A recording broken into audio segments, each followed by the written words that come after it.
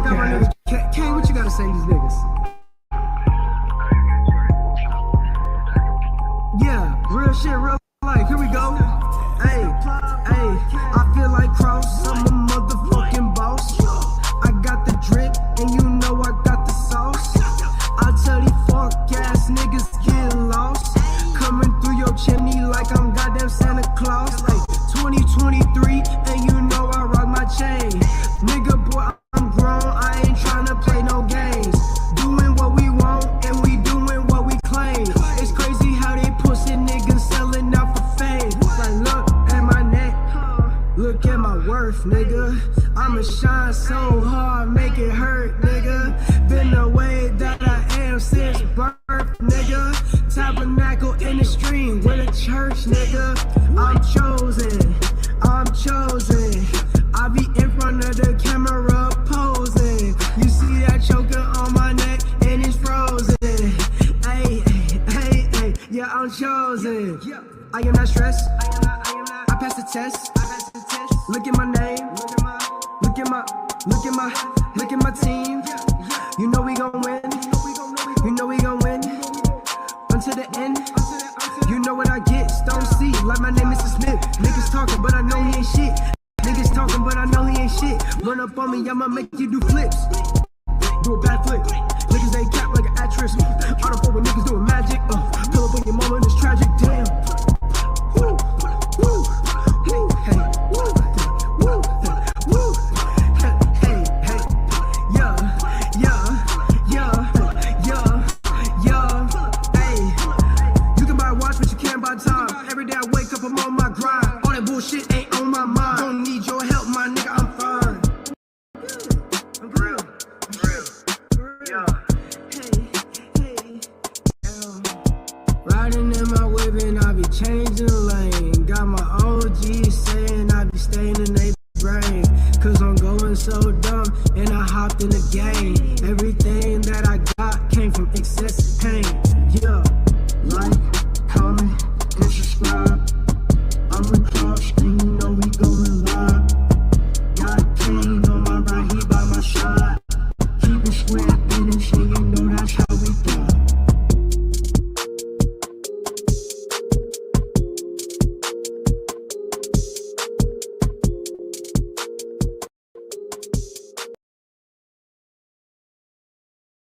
People out here playing in the game, man. You're taking up space and opportunity. So I'm here to get this real game back to y'all. If you don't like it, get out the way, man. Cause we're on a whole new era, man. And we ain't gonna be stopped. Real spill. Let's get it. It's the Plug Podcast. Fuck you, man. You already know what's going on, nigga. CrossFit, all shit. Hop up in the marsh pit. Represent the truth. And you know we finna talk shit. I play black and slow, but not slow and black. If you try to run some game, that shit will not last. Very woke and dope without the nonsense. Mine is very me, I'm in my conscience. Disregard the hate inside the comments. Plug your heart and make you start to form it. This the vibe that everybody wanted. I said, this the vibe that everybody wanted. It's a marathon, not a sprint. Don't you try to stop my job. Yeah, we finna get this bill. Only real ones in my squad. Alabama where I'm posted. Back cause you ain't got motion. Niggas softer than lotion. My drip wetter than the ocean. February 11th. Gas in Alabama, stand up. Charleston White and my nigga JulyPerry be in the building. Y'all get them tickets, man. Yeah, I'm with Cross, we finna ride. Niggas talking shit, but we gon' thrive. Got the viewers running up another line. Can you hear me though? Hey, yeah. Yeah.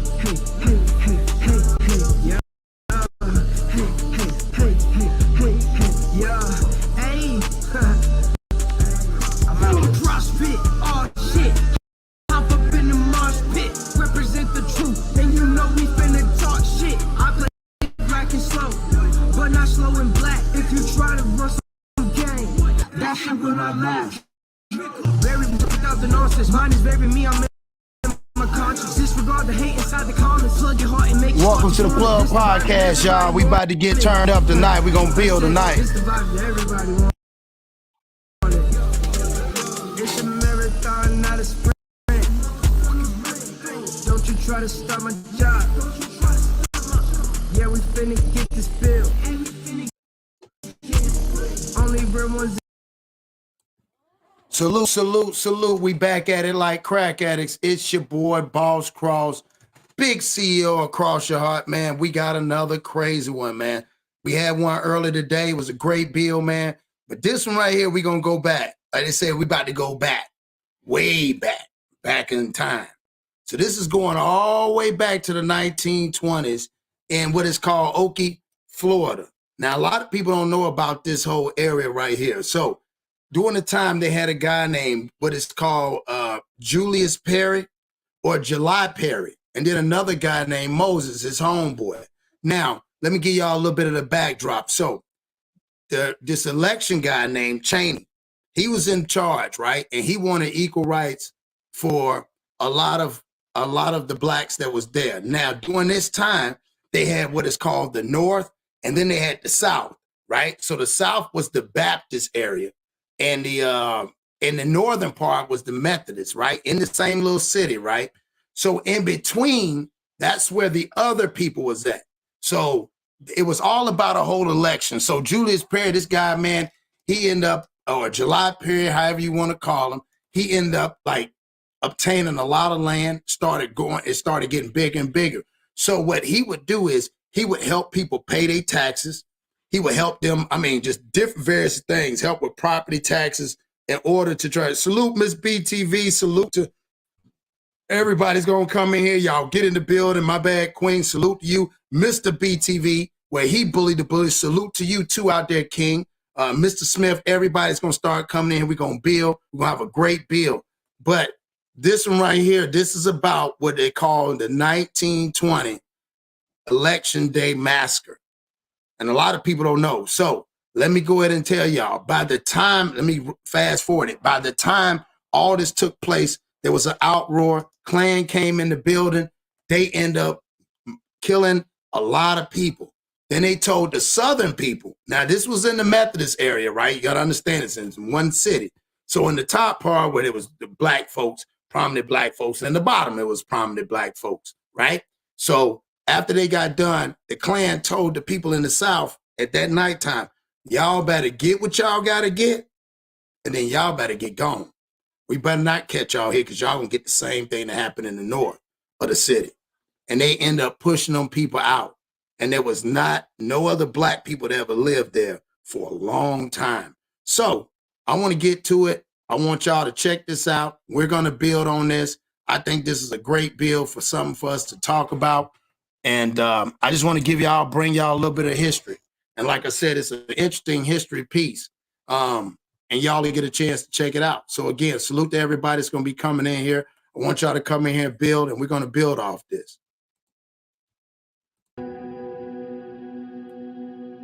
The village of Ocoee was founded in the 1850s along the western banks of the pristine Stark Lake as a camp for workers laboring in citrus farms around Lake Ocoee. By 1920, there were just over 1,000 residents of the unincorporated town. Almost half of them were black. In fact, the African-American population grew so large that distinct black communities developed, sandwiching the white-dominated downtown district. The Southern Black community, known locally as the Baptist Quarters, and Northern Black community, commonly known as the Methodist Quarters. Two residents of the Northern Methodist community grew to become very respected and prosperous. Their names were JulyPerry, known as JulyPerry, and Mose Norman. Each were owners of multiple large tracts of farmland on the north side of town and had attained a wealth and status coveted even by local whites. Business was booming, and the upcoming November election had everyone in the black community hopeful that they might see John Moses Cheney elected to the U.S. Senate. Perry and Norman also worked on voter registration drives, signing people up, in some cases paying the poll tax for those who could not afford it, and encouraged them to turn out on Election Day. On November 1st, KKK paraded through the streets of the two black communities in Ocoee late into the night. They threatened the black community with dire consequences if they tried to vote. On Election Day, November 2nd, 1920, some blacks attempted to vote in Orange County. One by one, they were turned away, either by threats of violence or by poll workers who found their names mysteriously absent from the voter registration rolls. With little options, most returned to their homes without casting their ballots. Mose Norman would not be deterred. He went to seek the counsel of Judge Cheney in Orlando. Cheney instructed him to write down the names of any African Americans who were not permitted to vote and the names of the poll workers who had denied their constitutional right. Mose returned to Ocoee along with a handful of...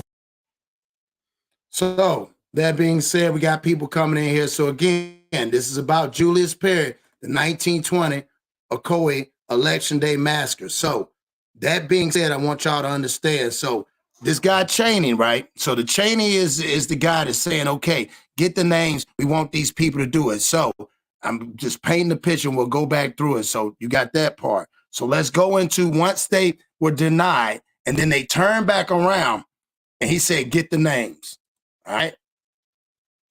Mose returned to Ocoee along with a handful of black citizens, again seeking to vote. An altercation ensued whereby Mose was overpowered and beaten by the butt of a gun. Norman fled, and afterward a group of white men, mostly Klansmen, decided to make an example of him for any other blacks who might want to exercise their right to vote.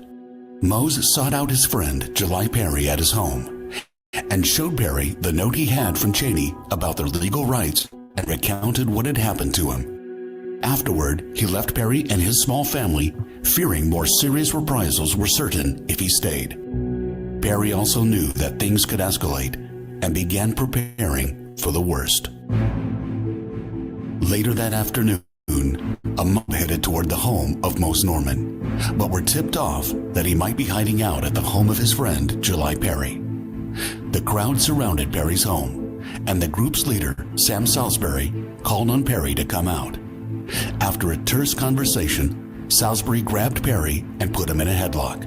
Perry's daughter responded from the door by attempting to aid her father with a rifle.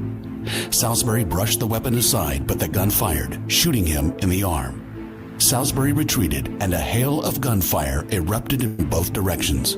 During the confrontation, 2 from the mob were killed as the small family inside the house valiantly defended their home. The mob left, convinced there was a large group inside, but only to recruit reinforcements from Klan members in surrounding cities. July had been seriously wounded during the incident and fled with the help of his wife into a nearby sugarcane patch. Perry's daughter remained in the house to tend to her injuries, while his 2 young sons hid in the barn. Salute, Ms. 2 Hartfield. or 3 hours passed, and the tension from the unknown was building. It must have felt like being inside the eye of a hurricane. When the fierce storm winds finally hit, no one could have predicted the immense devastation that would occur. Late at night, around 50 cars full of Klan members flooded into Ocoee. A manhunt ensued, and Perry was located and arrested. Perry was taken to the hospital for treatment of a gunshot wound to his arm, and then sent to jail in Orlando.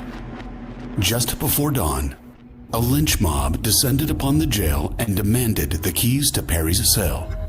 JulyPerry was severely beaten and attached to the back of a car and dragged through the streets.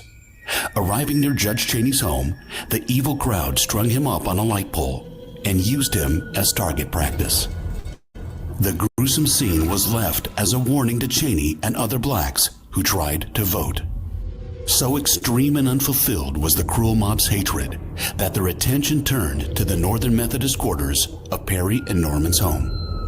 Without a shred of mercy, the livid crowd went from one house to another, firing their guns and torching their homes.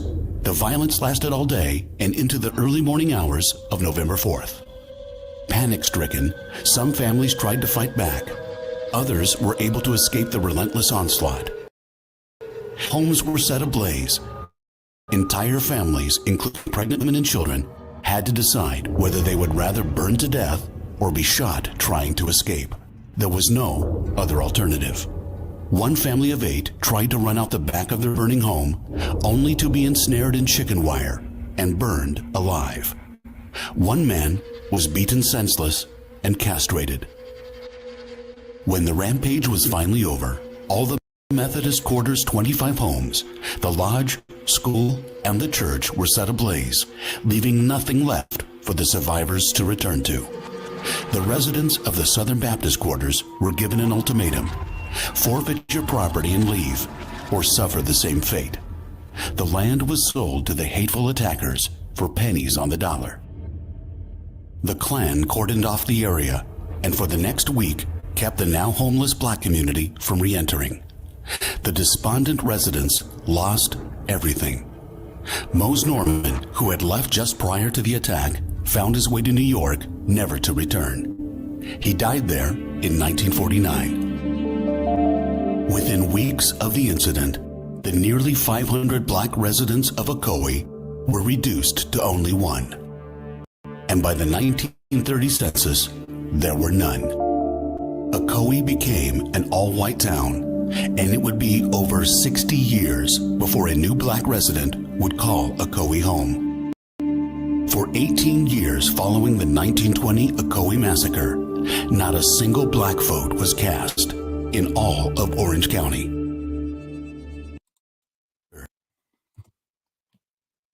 Wow, y'all. So there y'all go. Y'all have it, man. So we're going to break this down, man. So I just want to give y'all an overview of this. So the Ocoee Massacre was the sundown town. You know what I'm saying? A lot of people don't know that. That's what shifted. And then a lot of those people, when they moved in, the white people moved in for years and years and years and never saw any black people around. No one ever even talked about black people. They didn't even know black people even lived there before. I'm talking about the newer generation, which is sad because they sold, think about it, they sold these people stuff, pennies on the dollar. That's hateful. You know what I'm saying? And that because of, like I said, JulyPerry, man, which was so messed up the way they did him because they knew they hated on him. And this is what I'm saying. Like, it's crazy because think about it now. Every time around this time, when they get to start talking about this voting stuff, it's stuff like this. Yeah. You know what I'm saying? It's stuff like this that brings awareness. Why? And if y'all notice through history, every time that there was an election, they put the fear in people's hearts. And there were people out there that was willing to die for it. But I don't think that man knew that it was going to be that bad. Just like the dude, the JulyPerry. You know what I'm saying? JulyPerry. Man, they made an example out of this man. This was a good man, and he was respected amongst white people, amongst his peers. But when you get out of line, when you buck back with the system, these are some of the things from the system. Yeah, they put a clause in their house that they could never sell to. Right. They did all that. They stopped them from even coming, you know, from anywhere from when I was telling somebody about the Devil's Punch Bowl in Natchez, Mississippi, where they were emancipated and they got out. And then the Confederates held them down in this area, which was called the Punch Bowl in Mississippi. And they tortured these people, made them work, and they gave them shovels to dig their own grave. Yeah, he was a rich black man. That's what I'm saying, Miss Hartfield. Man had land. That man had, and he was paying. They didn't like the fact that when you got to think about it, they was mad already that this black man came in there. And anytime somebody had a problem, they went to him. And he would pay their taxes for them because he did not want them to come in and take them folks' tax, to take them folks' houses. That's crazy. You know what I'm saying? So you got to ask yourself this. This is crazy to me. This is mind-blowing.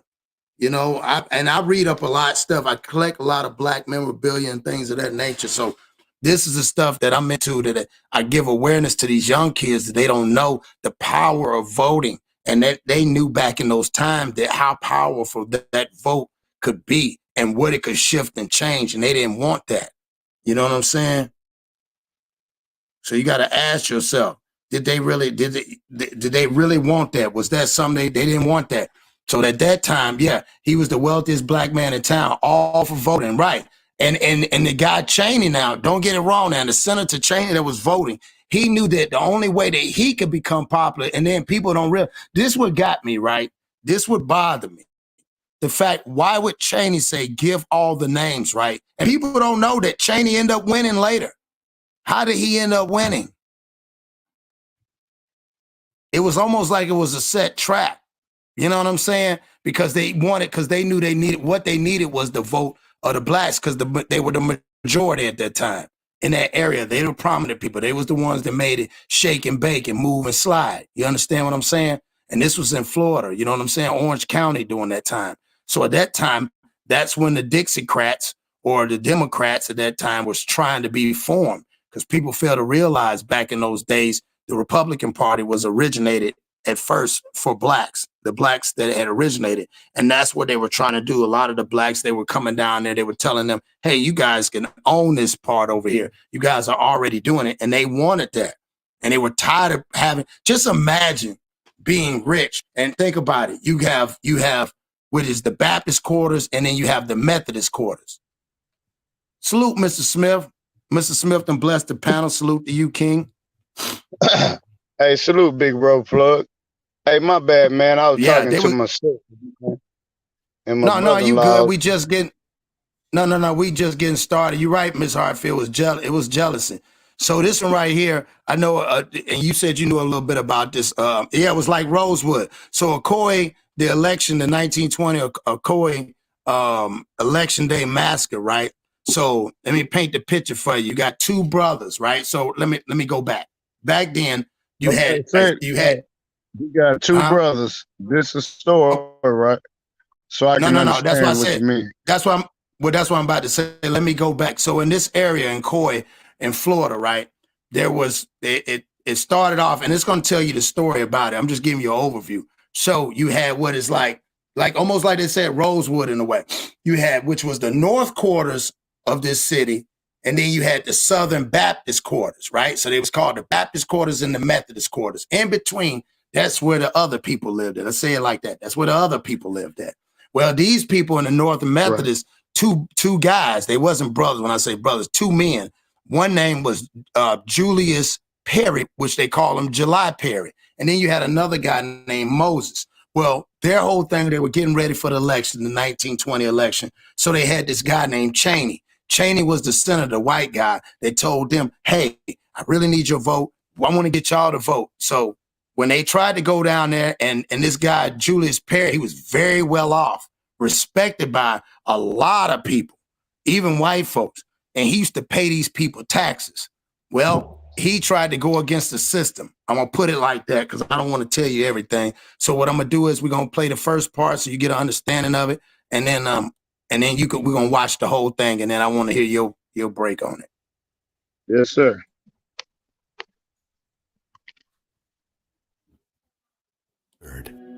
He went to... My bad. Oh, here we go. The village of Ocoee was founded in the 1850s along the western banks of the pristine Stark Lake as a camp for workers laboring in the citrus farms around Lake Apopka. By 1920, there were just over 1,000 residents in the unincorporated town. Almost half of them were black. In fact, the African-American population grew so large that two black communities developed, sandwiching the white-dominated downtown district and northern black community, commonly known as the Methodist quarters. Two residents of the Northern Methodist community grew to become very respected and prosperous. Their names were JulyPerry, known as JulyPerry, and Mose Norman. Each were owners of multiple large tracts of farmland on the north side of town and had attained a wealth and status coveted even by local whites. Business was booming, and the upcoming November election had everyone in the black community hopeful that they might see John Moses Cheney elected to the U.S. Senate. Perry and Norman also worked on voter registration drives, signing people up, in some cases paying the poll tax for those who could not afford it, and encouraged them to turn out on Election Day. On November 1st, the day before the election, the KKK paraded through the streets of the two black communities in Ocoee late into the night. They threatened the black community with dire consequences if they tried to vote. On Election Day, November 2nd, 1920, some blacks attempted to vote in Orange County. One by one, either by threats of violence or by poll workers who found their names mysteriously absent from the voter registration rolls. With little options, most returned to their homes without casting their ballots. Mose Norman would not be deterred. He went to seek the counsel of Judge Cheney in Orlando. Cheney instructed him to write down the names of any African Americans who were not permitted to vote and the names of the poll workers who had denied their constitutional right. Mose returned to Ocoee along with a handful of... Okay, so we're giving you that part right there, Mr. Smith. Now we're going to play the rest out. So you get this part so far, right? So very well off to do... Man, I didn't hear nothing, bro. I was getting out the car, man, coming in the crib. It was breaking up when I was coming in, so I didn't get to hear the first part. Okay. So, all right. So what we're going to do is we're going to run it back. We'll run it back. All right. Okay. So we're going to run it back again. This again, Ocoee. This is, and it talks about how prominent these folks was. It was almost 1,000 people that was living there. Majority was black folks. So they were really what they were trying to do is get this. They were trying to get the voters' rights, right? It was about the poll tax. They were stopping them. They was putting, back then, they would put up all these crazy things to stop these folks from doing it. But the black folks in this area, which again was the North and then the South in this city, right? This little town or city, how they called it. These are the people that was, shaking and baking and moving and grooving. So again, 180 in the building. We're going to run it back one more time for Mr. Smith because we want to hear his perspective on it. The village of Ocoee was founded in the 1850s along the western banks of the pristine Stark Lake as a camp for workers laboring in the citrus farms around Lake Apopka. By 1920, there were just over 1,000 residents of the unincorporated town. Almost half of them were black. In fact, the African-American population grew so large that two distinct black communities developed, sandwiching the white-dominated downtown district. The Southern Black community, known locally as the Baptist Quarters, and Northern Black community, commonly known as the Methodist Quarters. Two residents of the Northern Methodist community grew to become very respected and prosperous. Their names were JulyPerry, known as JulyPerry, and Mose Norman. Each were owners of multiple large tracts of farmland on the north side of town and had attained a wealth and status coveted even by local whites. Business was booming, and the upcoming election had everyone in the black community hopeful that they might see John Moses Cheney elected to the U.S. Senate. Perry and Norman also worked on voter registration drives, signing people up, in some cases paying the poll tax for those who could not afford it, and encouraged them to turn out on Election Day. On November 1st, the day before the election, the KKK paraded through the streets of the two black communities in Ocoee late into the night. They threatened the black community with dire consequences if they tried to vote. On Election Day, November 2nd, 1920, some blacks attempted to vote in Orange County. One by one, they were turned away, either by threats of violence or by poll workers who found their names mysteriously absent from the voter registration rolls. With little options, most returned to their homes without casting their ballots. Mose Norman would not be deterred. He went to seek the counsel of Judge Cheney in Orlando. Cheney instructed him to write down the names of any African Americans who were not permitted to vote and the names of the poll workers who had denied their constitutional right. Mose returned to Ocoee along with a handful of... Okay, so you get a chance to hear that part so far? Oh, I got a lot to say about this. Okay, so wait a minute. So you got that part. You understand that part. So now let's watch the rest of the video of it. That ain't all of it. So I want you, this is where it get real. Yes, Seek sir. the counsel of Judge Cheney in Orlando. Cheney instructed him to write down the names of any African Americans who were not permitted to vote and the names of the poll workers who had denied their constitutional right. Mose returned to Ocoee along with a handful of black citizens, again seeking to vote. An altercation ensued whereby Mose was overpowered and beaten by the butt of a gun. Norman fled, and afterward a group of white men, mostly Klansmen, decided to make an example of him for any other blacks who might want to exercise their right to vote. Mose sought out his friend JulyPerry at his home and showed Perry the note he had from Cheney about their legal rights and recounted what had happened to him. Afterward, he left Perry and his small family, fearing more serious reprisals were certain if he stayed. Perry also knew that things could escalate and began preparing for the worst. Later that afternoon, a mob headed toward the home of Mose Norman, but were tipped off that he might be hiding out at the home of his friend JulyPerry. The crowd surrounded Perry's home, and the group's leader, Sam Salisbury, called on Perry to come out. After a terse conversation, Salisbury grabbed Perry and put him in a headlock. For the door by attempting to aid her father with a rifle. Salisbury brushed the weapon aside, but the gun fired, shooting him in the arm. Salisbury retreated, and a hail of gunfire erupted in both directions. During the confrontation, 2 from the mob were killed as the small family inside the house valiantly defended their home. The mob left, convinced there was a large group inside, but only to recruit reinforcements from Klan members in surrounding cities. July had been seriously wounded during the incident and fled with the help of his wife into a nearby sugarcane patch. Perry's daughter remained in the house to tend to her injuries, while his 2 young sons hid in the barn. 2 or 3 hours passed, and the tension from the unknown was building. It must have felt like being inside the eye of a hurricane. When the fierce storm winds finally hit, no one could have predicted the immense devastation that would occur. Late at night, around 50 cars full of Klan members flooded into Ocoee. A manhunt ensued, and Perry was located and arrested. Perry was taken to the hospital for treatment of a gunshot wound to his arm, and then sent to jail in Orlando.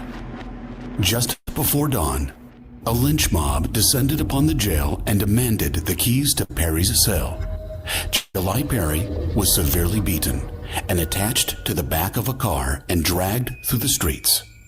Arriving near Judge Cheney's home, the evil crowd strung him up on a light pole and used him as target practice. The gruesome scene was left as a warning to Cheney and other blacks who tried to vote. So extreme and unfulfilled was the cruel mob's hatred that their attention turned to the Northern Methodist quarters in Norman's home. Without a shred of mercy, the livid crowd went from one house to another, firing their guns and torching their homes. The violence lasted all day and into the early morning hours of November 4th. Panic-stricken, some families tried to fight back. Others were able to escape the relentless onslaught. As the homes were set ablaze, entire families, including pregnant women and children, had to decide whether they would rather burn to death or be shot trying to escape. There was no other alternative. One family of 8 tried to run out the back of their burning home, only to be ensnared in chicken wire and burned alive. One man was beaten senseless and castrated. When the rampage was finally over, all the Methodist quarters, 25 homes, the lodge, school, and the church were set ablaze, leaving nothing left for the survivors to turn to. The residents of the Southern Baptist quarters were given an ultimatum: forfeit your property and leave, or suffer the same fate. The land was sold to the hateful attackers for pennies on the dollar. The Klan cordoned off the area, and for the next week kept the now homeless black community from re-entering. The despondent residents lost everything. Mose Norman, who had left just prior to the attack, found his way to New York, never to return. He died there in 1949. Within weeks of the incident, the nearly 500 black residents of Ocoee were reduced to only 1. And by the 1930 census, there were none. Ocoee became an all-white town, and it would be over 60 years before a new black resident would call Ocoee home. For 18 years following the 1920 Ocoee Massacre, not a single black vote was cast in all of Orange County. So there you go, Mr. Smith. Oh, I got a lot to Ocoee, say. the 1920. Let me go in on this. All right, then. Let's Already go on in. Ocoee, that was a town full of black people. Flourish full of black people, right? People that thought they was able to vote. People that thought they had a say-so just like the white man had a say-so. They felt like their kids had a say-so, which they are actually right, because they did have a say-so by law. But the law and the actual people that live in the land is two different things. Facts. Yeah, we know they saying y'all can vote or do this, that, and the other. And we talking about the 1920s. So you got to remember when Selma happened, that was in the 50s and the 60s.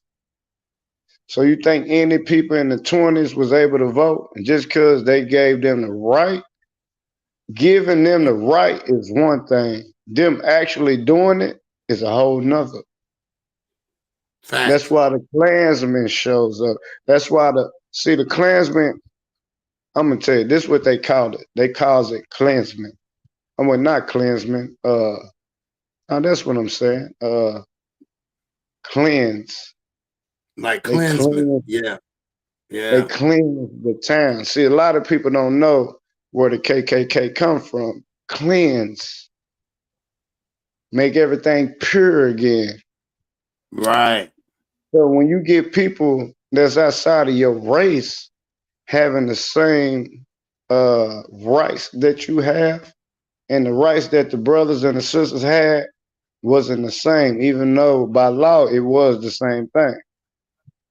But them doing it, but them actually doing it, and them actually, the Klansmen or whatever racial person that didn't want them to do it, it meant nothing. The reason I say it meant nothing, because you can have all the rights in the world. That don't mean you're going to actually go do it. Facts. Because you got people outside that courthouse. You got people telling you, hey, vote if you want to. Vote if you want to. Watch what's going to happen. Yeah. Watch what's going to happen. You bad.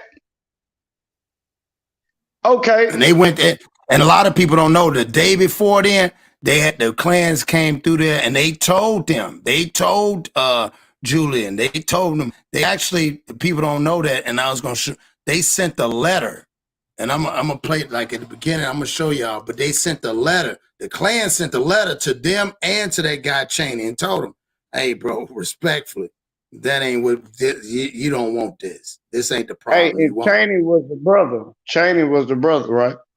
No, Cheney was the senator that actually asked them to give.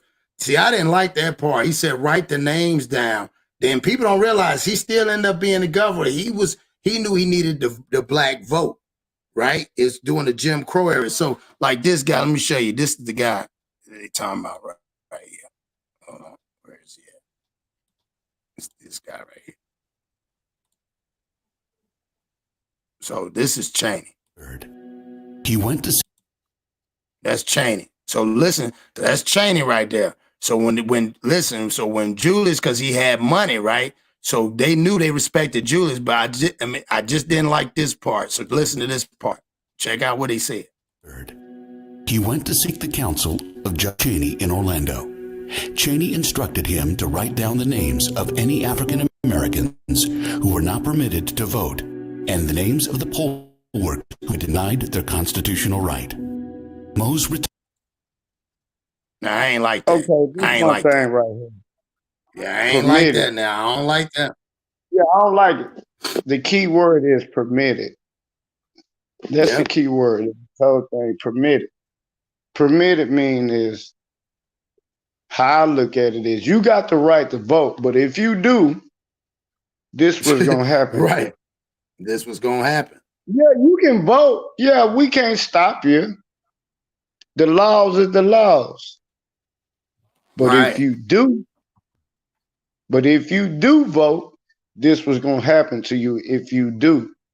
See, this what I be talking about, this voting stuff, Cross, and this what I was telling you a couple months ago when Greg Abbott won the president. I mean, not the president, the governor of Texas. And I was so mad, bro. I was so hot. I'm like, damn, that means I'm gonna be on probation longer than I'm supposed to be.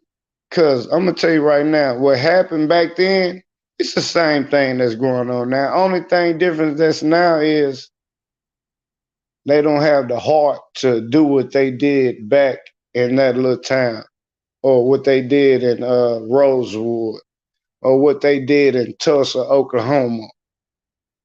See, they don't have the heart. It just changed. They just reword it different.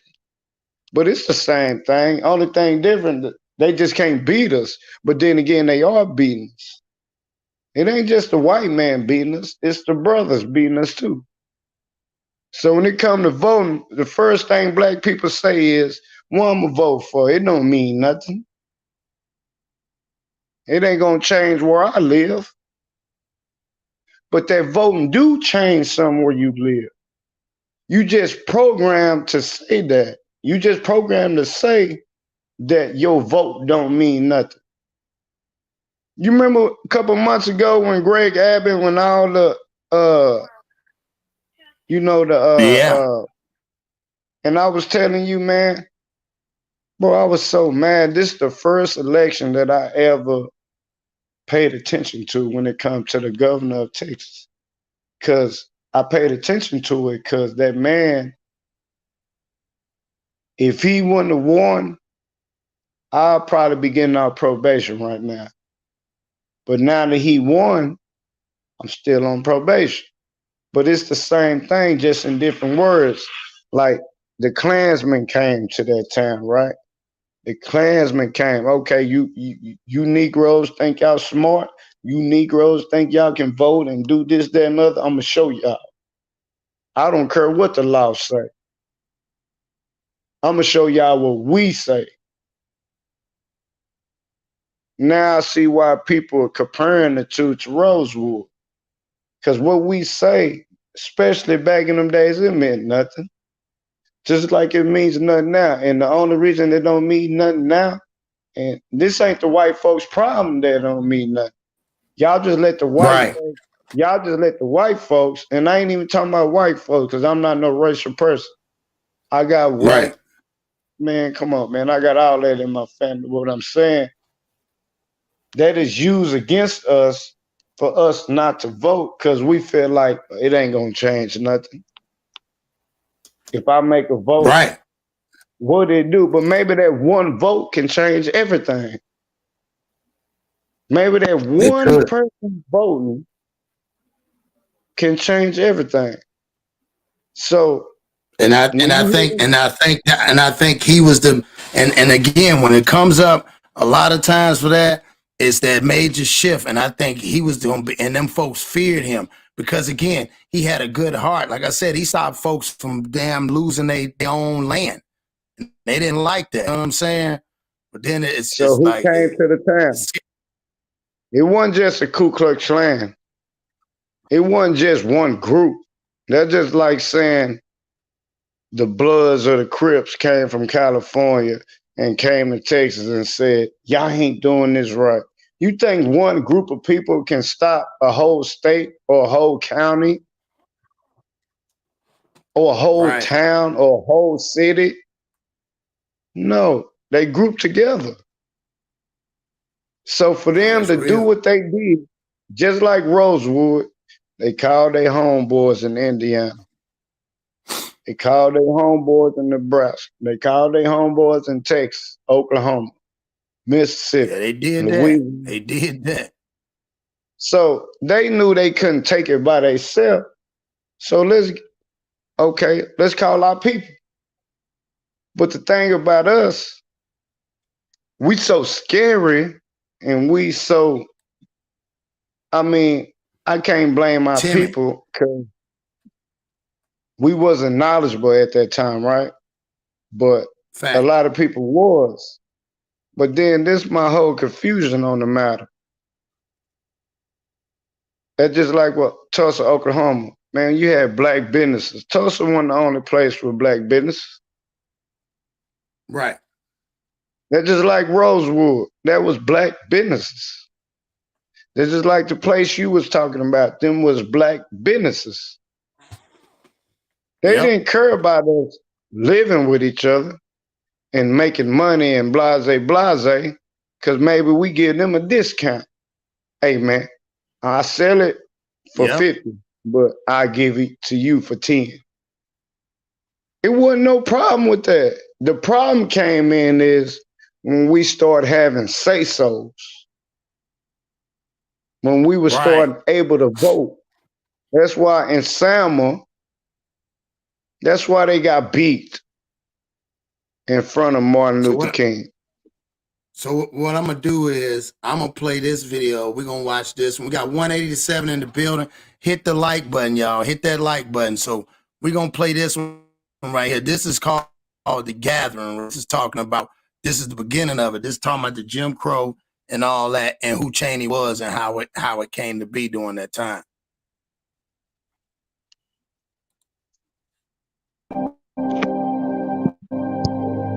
In the late 19th and early 20th centuries, Democratic-dominated state legislatures, primarily in southern states, enacted state and local laws that enforced racial segregation known as Jim Crow. As a body of law, Jim Crow institutionalized economic, educational, and social disadvantages for African Americans and other people of color living in the South. 10 of the 11 former Confederate states passed new constitutions or amendments that effectively disenfranchised most blacks and tens of thousands of poor whites through a combination of poll taxes, literacy and comprehension tests, and residency and record-keeping requirements. So this one right here, I want to show Ms. Hartfield. She was talking about the poll tax. So look at this. Let's break this down. Draw a line around the number of letter of this sentence. Draw a line under the last word in this line. Cross out the longest word in this line. Draw a line around the shortest word in this line. Hold on. Circle the first letter of the alphabet in this line. Hold on, let me finish the last one. And in the space below, draw 3 circles, one inside engulfed by the other. That was the question there. What you say, Mr. Smith? No, it just I was just telling you I couldn't see it because I'm on my phone. Right. But so yeah, I'm just reading it to you what they're saying.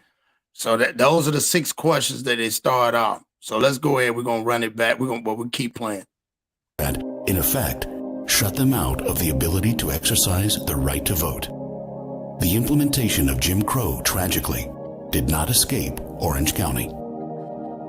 Coinciding with this era was a revival of the white supremacist group, the Ku Klux Klan.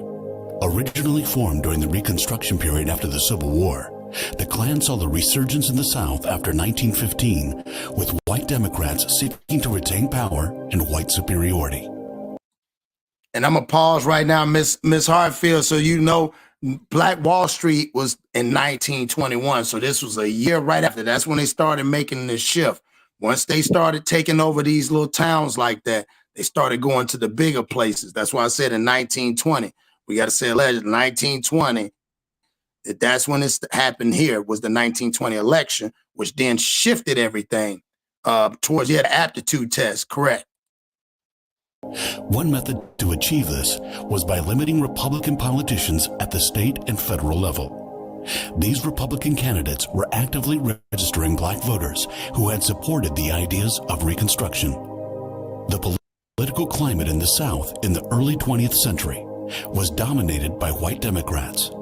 Blacks, if involved in politics at all, were almost exclusively Republican. Jim Crow laws favored by the Democrats, however, ensured that the black vote was suppressed.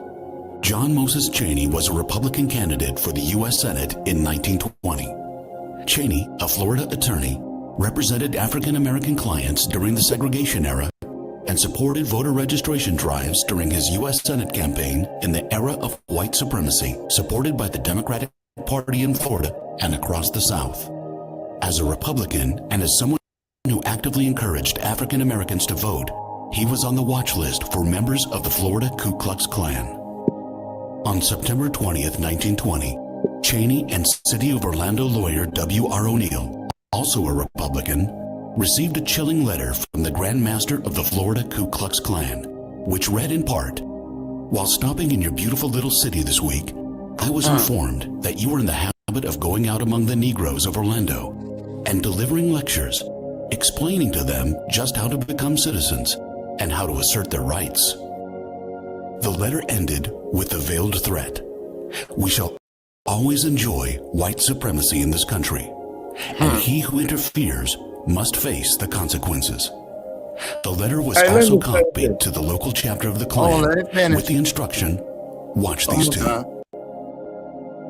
A powder keg had been lit, and only a few weeks later in November, on Election Day in 1920, it exploded in an unincorporated town just west of Orlando named Ocoee, which became the site of the single bloodiest day in modern American political history. There you go, Mr. Smith. Man, I'm gonna tell you right now.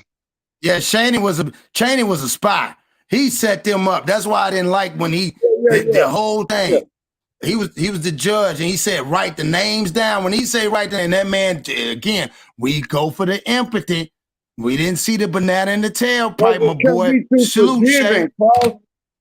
We too forgiving. When we ain't that, man, let me say this the right way because I'm starting to stutter. Yeah, don't stutter, dog. When we are at our worst, like I told you, we are the most forgiving people it is. Yep, that's why I wanted to play that. Yeah, it can be one. I ain't even saying white man. It could be the black man. It can be anybody. Yeah, I mean, race ain't got nothing. Yeah, man, we ain't empathetic, sympathetic.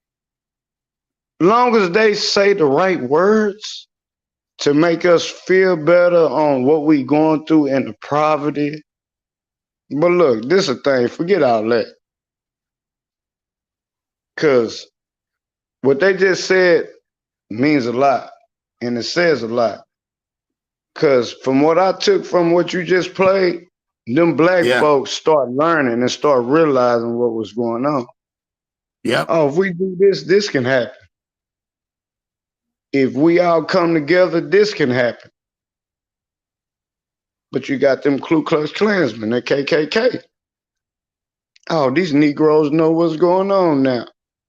Hey, Bob, Billy, Jimmy, call your uncles over there in Kentucky or whatever.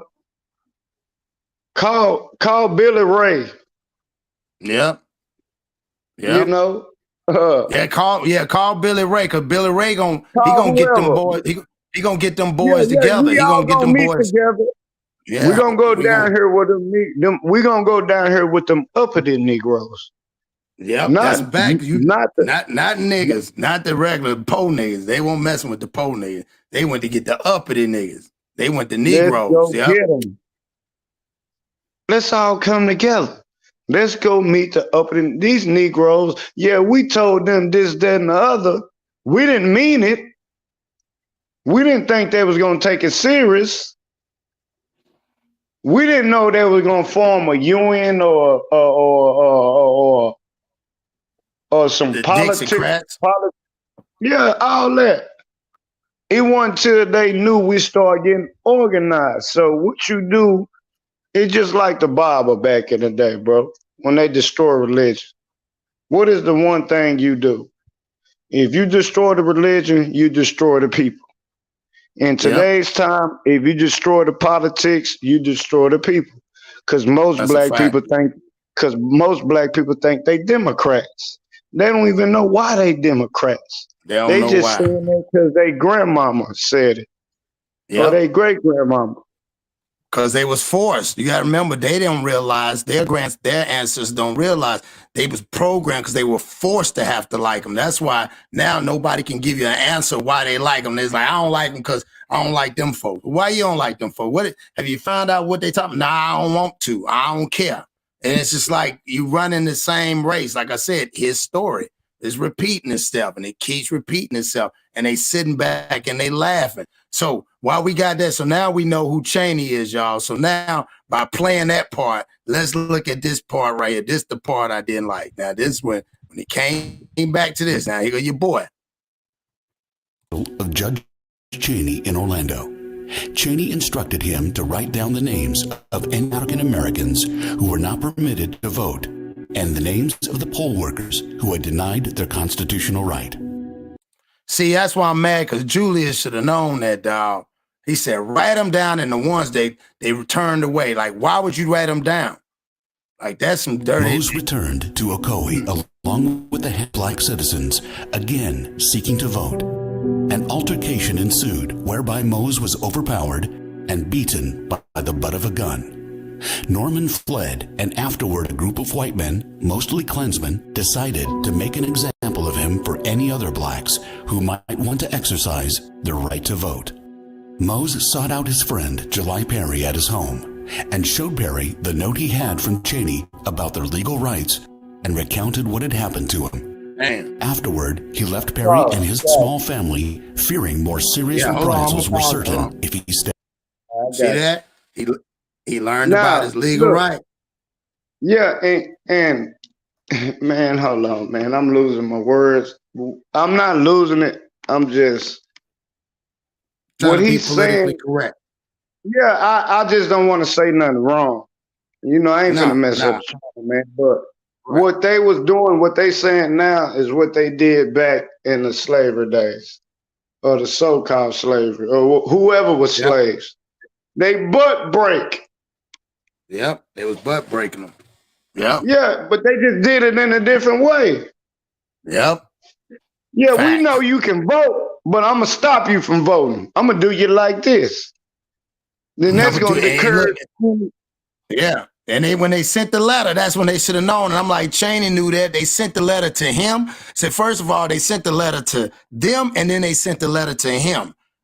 And then they sent it to the Klan, and they said, "Bro, what is you doing?" Like, but I think that they knew that he could, because he ended up winning. The judge ended up winning at the end, and there was no more. Why you think he won? He had the brothers on his side until he won.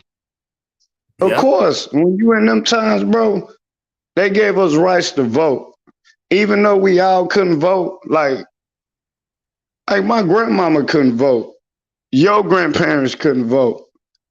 Even though they could vote, they just didn't know how to. They didn't know the legal representation on going down there and voting. They didn't know how to sign your name up. They didn't know that, okay, I'm not a felon or anything, or I'm just using that as an excuse. No I haven't committed no crimes.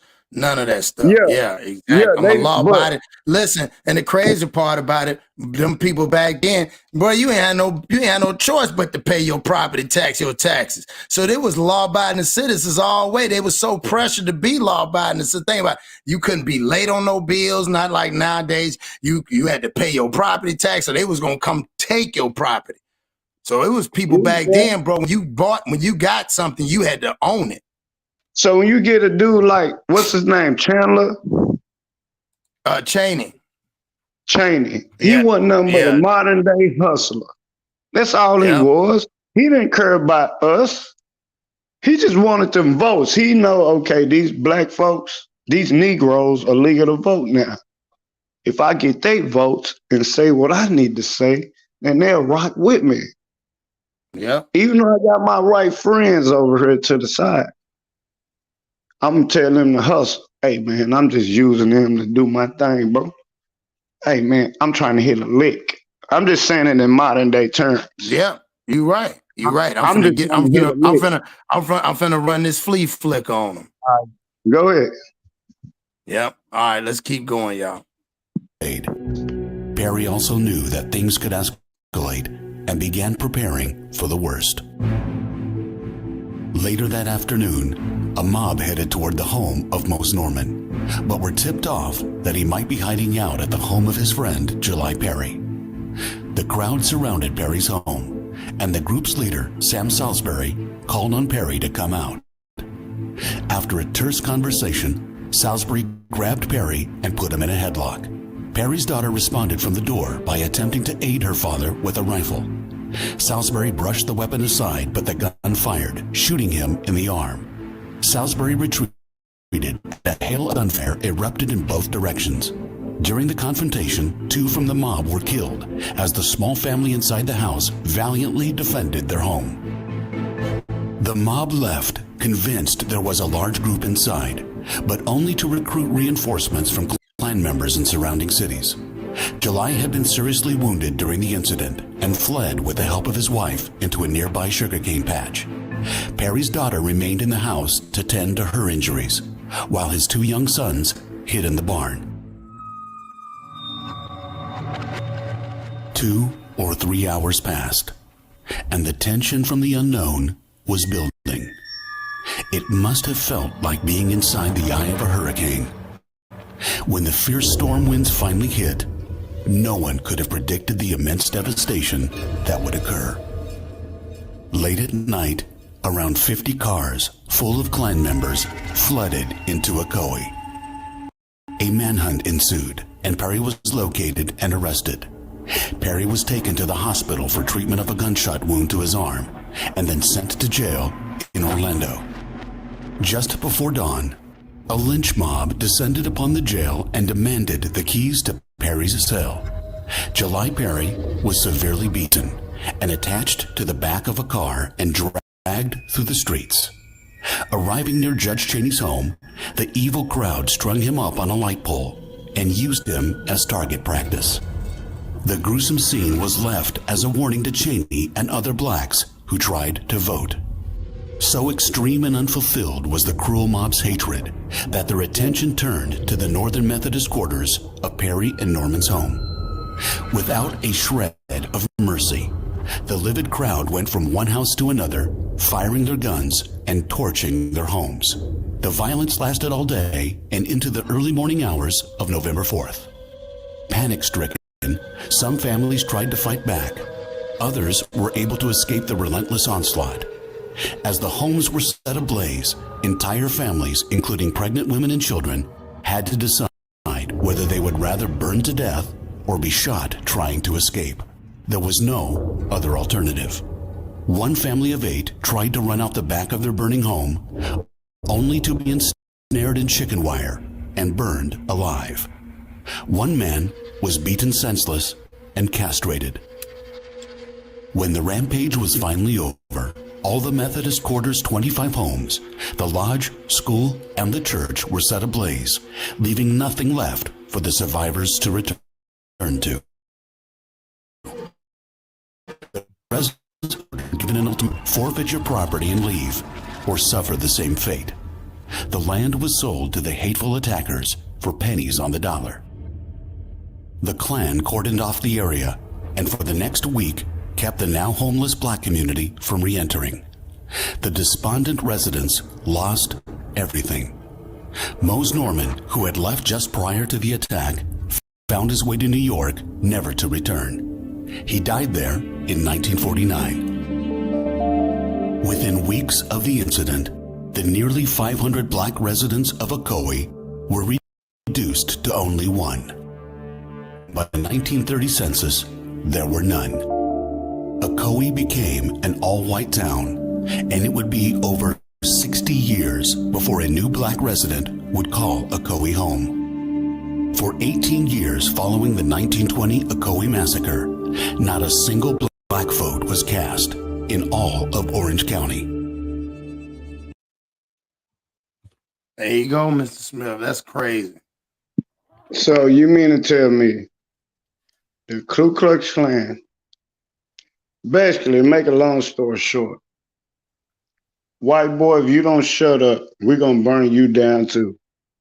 We're just going to show what's going to happen to you if you keep messing with these Negroes. This was gonna happen to you if you keep messing with these Negroes. Nah, they can vote now. We need you to shut up because you encouraging them to vote. Now they willing to go down there and I mean, man, I don't even know how to put it in the words, bro, because I'm getting tongue tied. But what I'm saying, bro, it's the same thing that's going on right now. That's right. Yeah, let's shout out Miss Hartfield, like she said. Yeah, that's why I said, I mean, it's just yeah, everybody like to blame Trump and that stuff that happened in what was that, Charlotte, North Carolina? Yeah. When them white boys had all them fires burning, walking down and doing that thing. It's the same thing. But this is the thing with us. We are so scary, black folks. This is my opinion. I ain't trying to get off topic, but we are so scary and we so forgiving it's getting to the point where it's getting ridiculous. But you willing to vote, but you're not willing to vote for the people you need to vote for. You go vote for the people that your grandparents told you to vote for. You go vote for the people that you think you supposed to vote for because you think it's right. You don't vote because how you feel, because your mama said we Democrats. We this, that, and the other. Okay, why, mama? Why, granny? Why I gotta vote this way? Because they deal with black people. They got our back. No, they don't. They don't. No, they don't. None of them has our back. We got to have our own back, and we need to start standing up, bro. And it ain't got nothing to do with racial. But then again, it does have something to do with racial. Well, you like you say, you only get it's the like you said, and you've been saying the whole time, it's the fact that they came together. It's not about, it's that they put that race stigma, which incites the fear. But like you said, back then they didn't have it, but somehow remember when I kept saying I'm trying to figure out where the glitch came? Well, now we're getting to where the glitches are coming in at, like from the 18s when we watched it. Yeah, but I we see know where the glitches is, you got to think about it. You got a town full of black people, right? Mm-hmm. Slavery just stopped. It ain't just stopped. Well, slavery as you making me work for you, that never stopped. It's still going on right now. That's right. But the difference is, it's how they make you think. Let's say I was on the field or working for somebody of a different color. Don't matter the race. Hey, Mr. Smith. Hey, man, Obama, he made all this LGBT community. He made them this, that, and the other. Then us thinking as brothers, man, shut up. We ain't none of us like that. I don't know nobody that's that way. You get what I'm saying? Right. But in our minds, we ain't listening to the truth. We just listen to what that man's saying. Rather we agree with him, or rather we agree with them, or rather we'll disagree with him or disagree with them.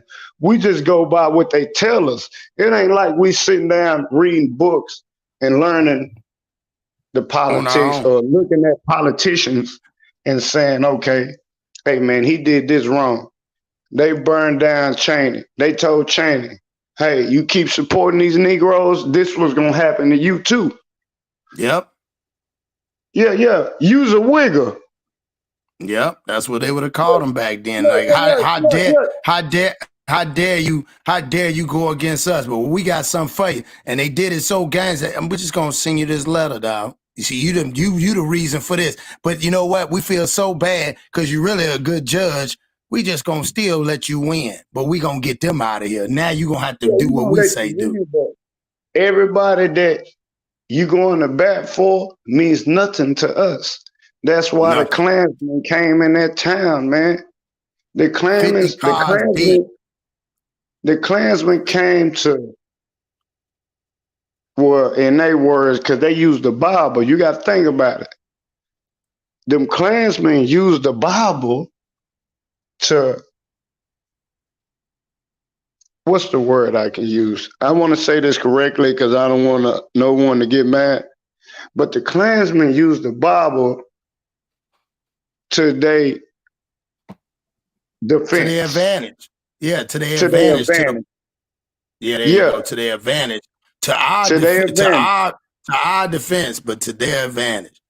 You know what I'm saying? And they know, okay, these Negroes stupid. Man, they had the slave Bible back in the day. They didn't have all the pages we have. Let's go say this. If they don't believe in nothing, they believe in religion because we put the religion into them. So when the KKK come, and this is another thing, how many black people probably agree with the KKK? Yeah, and say, hey, man, let's just leave this alone. Leave them alone. Let's stop. Let's move somewhere else. Let's go to a different state. Yeah, because he could have actually with the money he had, he could have went. He could have went anywhere, but you know, man. This one right here, this one, and I ain't want to go too. I don't want to go too deep. Plus, we're gonna hop off. I might get back on a little bit. I got another one a little bit later. I ain't gonna lie, I ain't finished. Boy, we could talk about this all night.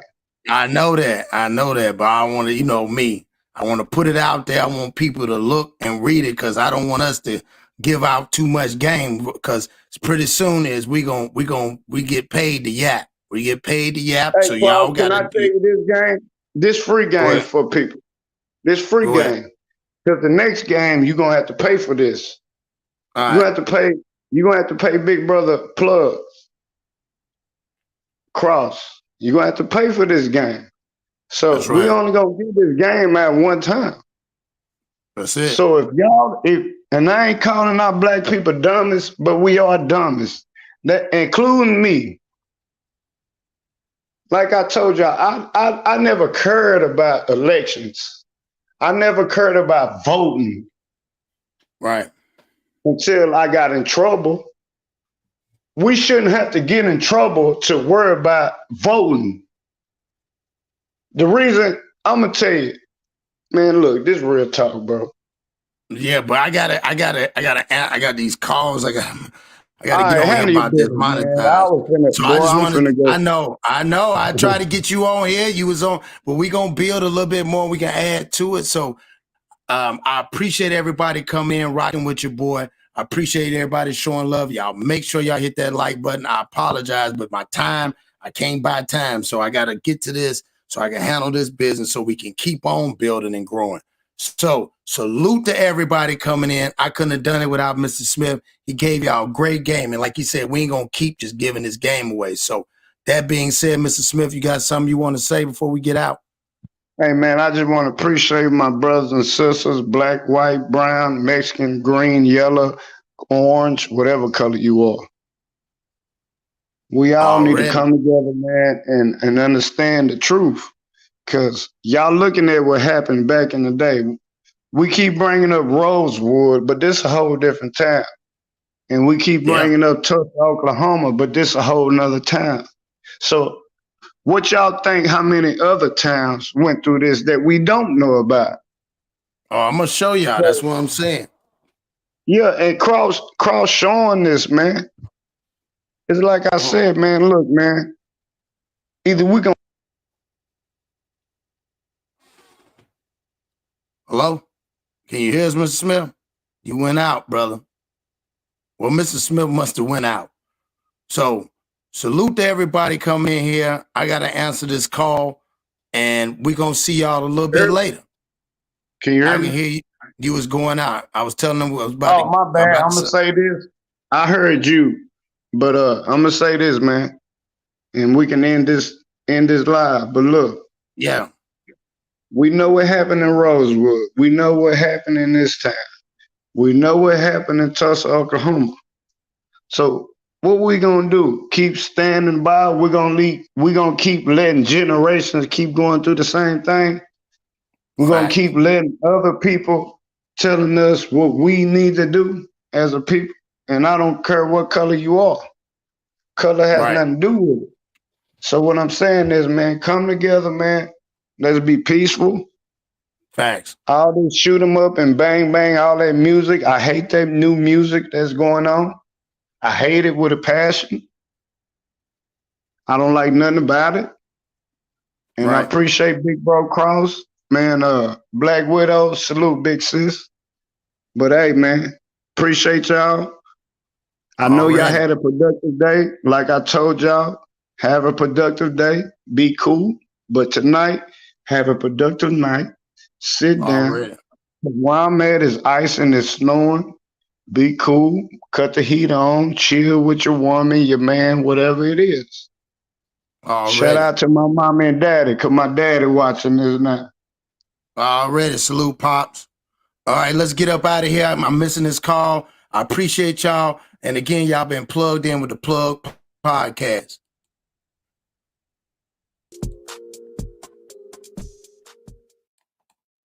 Hey, man, say, man, you know what it is. K, what you gotta say to these niggas? Yeah, real shit, real life. Here we go. Hey, I feel like Cross. I'm a motherfucking boss.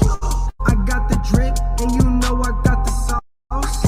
I tell these fuck ass niggas get lost. Coming through your chimney like I'm goddamn Santa Claus. 2023, and you know I rock my chain. Nigga, boy, I'm grown. I ain't tryna play no games.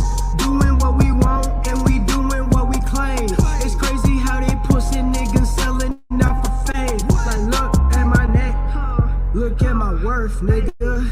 I'ma shine so hard, make it hurt, nigga. Been the way that I am since birth, nigga. Tabernacle in the street with a church, nigga. I'm chosen.